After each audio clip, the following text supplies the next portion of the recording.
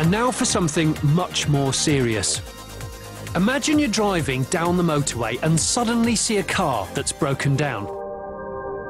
You slam the brakes on, but you can't stop in time. Smash! You've piled into it, still travelling at 50 miles an hour. Would you rather be sitting in the front of the car or the back? Common sense would dictate to be as far away from the point of impact as possible, i.e. here in the back. That way you've got no dashboard or steering wheel to smash your head into. You've got no engine to burst through onto your chest, and you've definitely got no pedals or wheels to come up through the footwell and wrap around your legs. But all the cutting-edge technology is here, in the front. Airbags to cushion your head, seatbelt pretensioners to keep you firmly in place. Bizarrely, all this equipment perhaps makes it safer to be closer to the point of the impact. The truth is, nobody really knows. So today I'm going to conduct my own test to find out, because we should all know whether the front or rear seat is safest. This Ford Focus, a modern 4 Euro NCAP star car, is going to be propelled into a solid block at 50 miles an hour, the kind of speed you might be carrying on the motorway, having slammed on the brakes. Inside the car will be 2 passengers, well, dummies, one in the front and one in the back. Now, what happens to these two on impact could make you seriously think about where you and your loved ones sit in a car.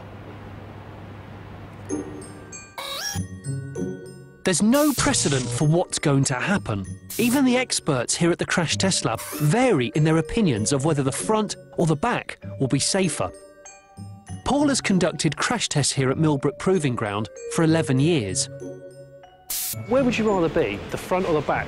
I have a lot of information on how the dummy will perform in the front. Now, an occupant, I have very little information how it performs in the rear.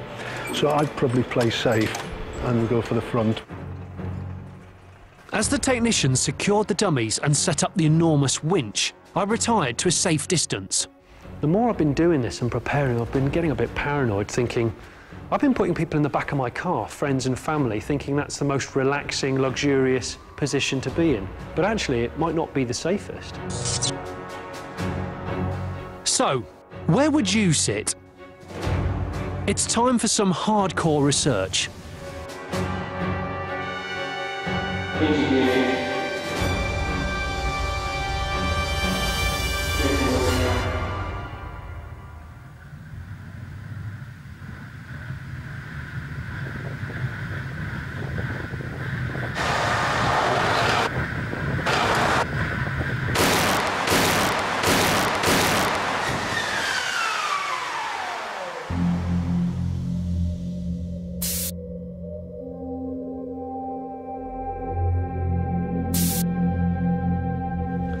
I can see the dust from the airbag still. Yes, to keep away from that, it's not the nicest of stuff.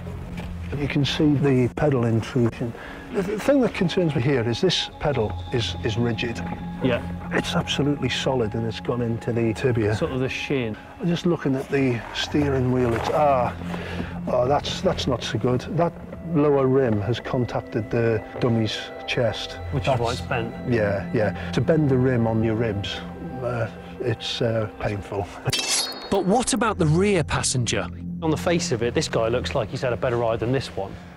Yes, on the face of it. But you can see the stretch on the belt. Yeah, there. You can see there's quite a whiplash mark on the T-shirt. Yes. Look at that. Yes, very. Really, look, it's dug right into its false skin. If it does that on the skin, then what it does to your That's quite heavy going, isn't it? Looking at it fresh on the scene now, which do you think is the safest occupant? This one? This one? I'd like to look at the films first. I'd like to see how the dummy behaved in the test. In slow motion, you can see the airbag cushioning the driver, but this can't prevent the bottom half of the steering wheel and the pedals causing bone-breaking injuries. For the chap in the front, this collision could have been fatal. The passenger in the back is catapulted forwards and cops a face full of knee. He would have suffered severe whiplash, but our experts concluded his injuries were much less severe than those suffered by the man in the front. In this test, despite there being no airbag, the back seat was safest.